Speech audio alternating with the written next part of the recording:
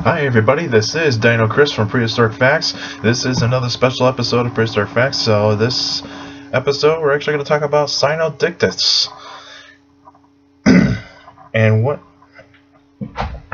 this name means. It's Greek for in between dog. So what is really interesting about Sinodictis is that it's actually a primitive predatory mammal that was actually around during the time of the late Eocene and early Oligocene, and but since that actually lived during that time, what we actually know about it is it's a very small mammal. It's actually 2 feet long and only weighed probably I would say in between 10 to 15 pounds, and so it's a really small kind of animal. And what I know about this, it's actually found in North America, and kind of interesting is that it had 2 appearances on the BBC series Walking with Prehistoric Beasts. One was actually in the near late Eocene, where it comes up to the water hole, and the Evolutionary, the walking whale, actually charges up out of the water and actually snatches the Cynodictis. But then you get to the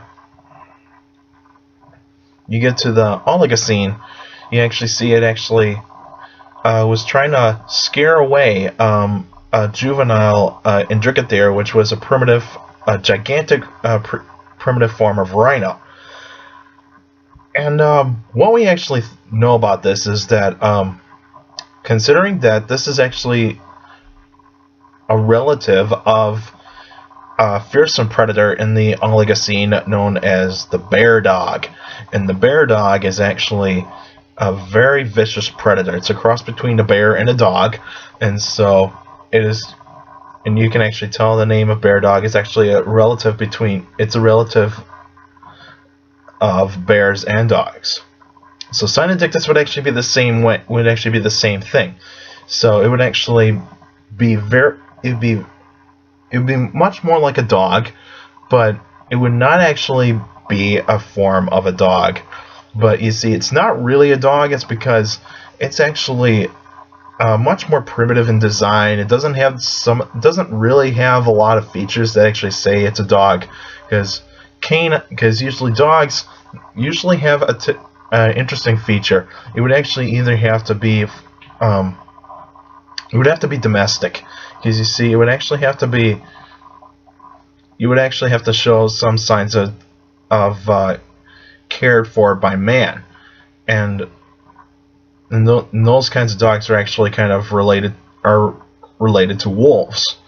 And Sinodictis, for its diet, it would actually probably eat smaller animals, probably like rodents, probably some reptiles, and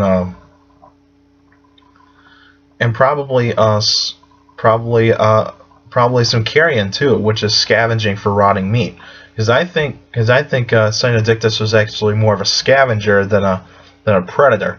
So, since it's got other predators to actually watch out for. Because during that time, Hyaenodon was actually the top predator in its time. Hyaenodon would actually be too big of a foe for Sinodictis to actually win over to hang on to its food. So, and also it actually have to compete against Archaeotherium, which is also the hell pig. Archaeotherium was also a scavenger, but it did hunt on occasion. But you see, those two carnivores, Hyaenodon and Archaeotherium, were really too much competition for Sinodictis, so they didn't really have to try to compete against those kinds of carnivores, because those carnivores usually are really nasty, and they really don't want to share the spoils with smaller meat-eating mammals along with it. And so they're pretty much gonna fight over their kills and fight over their carrion and that kind of stuff. So that's how it's actually gonna go down to. But since that is actually related to the bear dog, it probably did kind of sort of evolve into the bear dog.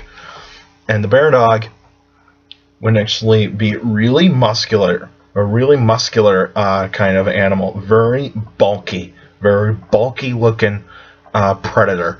And what the bear dogs do is that they actually do have a better set of teeth. They have better jaw musculature than Hyenodon and Archaeotherium. And then when the bear dogs actually really started to come along, they had to compete against Dino, which is the Terminator pig. And since that, Archaeotherium and Dino have very primitive brains compared to like their closest living relative, the pig. You see, those animals were really dependent on instinct. They didn't really have a lot of thought in how to adapt, and they didn't really know how to actually like try to change their hunting habits to actually survive in a tough environment. Whereas like Sinodictis and the bear dogs, they actually did have much larger brain, and also they actually did have the ability to actually change their hunting styles to adapt to the suitable environment that is out there. And so that's the reason why the bear dogs actually became so successful. But after the bear dogs actually kind of had their success, they died out.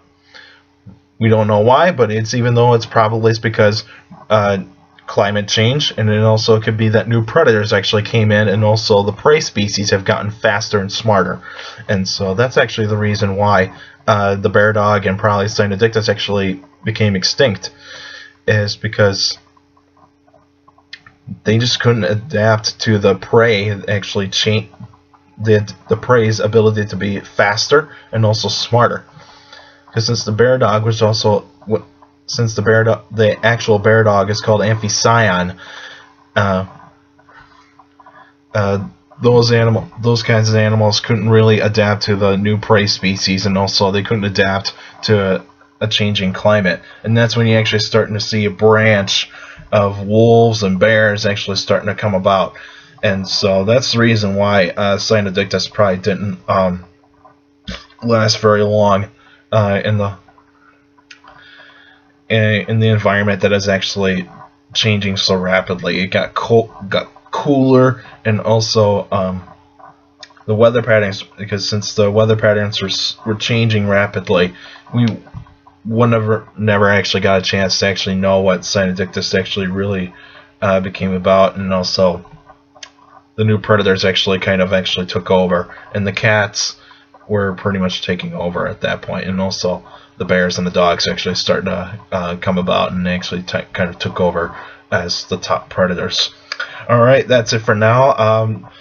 What I'm planning to do on December 1st to the 7th is that I'm going to have a whole week of shows. So it'll be called Prehistoric Facts Week, and I actually just posted the event on Facebook. So if you actually got a chance to go on Facebook and actually check out the Prehistoric Facts with Dino Chris page, you can actually see the event on the timeline, and you can actually click on if you want to join on this, because the first episode of this will be, because the next episode will be an answering questions episode, and that will happen on December 1st.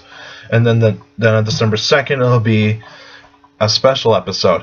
Then it'll go back to an answering questions. Then it'll go to a special episode, and so on and so forth. So the 7th would actually be an answering questions episode, and then the 6th would actually be special. Because let's see, first answering questions,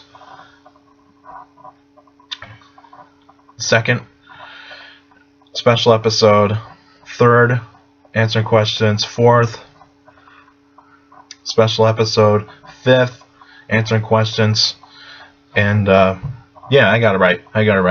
So it'll be kind of like that order. So make sure to send in your questions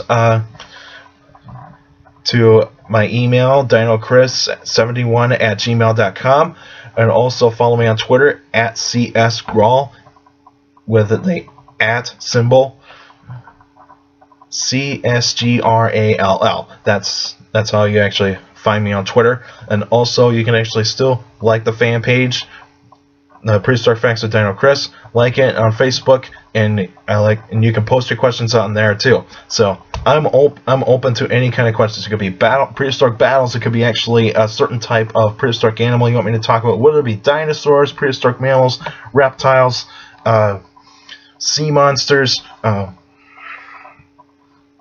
any certain animal in a typical era that you want me to talk about, I'm willing to actually answer for you. And also, if you have a prehistoric animal that you want me to talk about on a special episode, jump on there. I got links on the Facebook fan page that you can actually look up. It's the prehistoric mammals and dinosaurs list that you can actually go through. They're all A to Z, so you can actually look through and actually find out which dinosaur you want me to talk about, or otherwise what kind of prehistoric mammal you want me to talk about. But you can also post on there sea monster